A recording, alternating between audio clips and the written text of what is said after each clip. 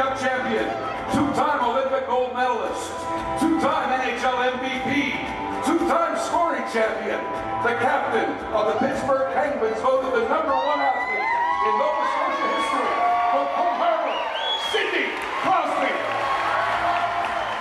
I think I've understood over the years that you've got a small window to do something you love, and you know, for whatever reason, that was instilled pretty early. I think that just to appreciate the opportunity you have, and I love the game, so I know at one point it's going to stop, and I want to make sure that you know, I enjoy every minute of it.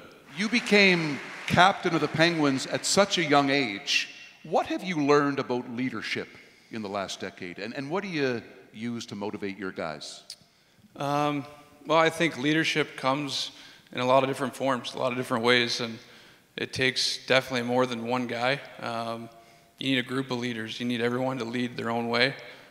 You need 20 to 22 different leaders. So I think you're only as strong as the guy next to you, and I think if your group understands that and everyone's willing to do their part in the way they lead, then you've got a chance. But I've been fortunate to be on great teams. I mean, you look at some of those teams I played for, and you know, I just appreciate that opportunity and playing with the guys I've played with and being part of those teams. You had that moment, or moments, I think you stayed in Mario's basement for how many years? It was like that. A little more than one. It was like that movie Failure to Launch, Exactly. right? You wouldn't leave. You wouldn't want to leave either, trust me. It was a good setup. It's an obvious question, but there's one of the great players and leaders in the history of the game.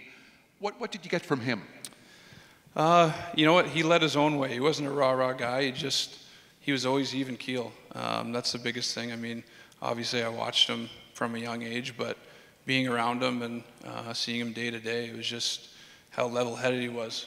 There wasn't a lot that surprised him, given his experience and what he went through, and just seeing how poised and calm he was and everything that he'd been through, I think that was the biggest thing that stuck out to me.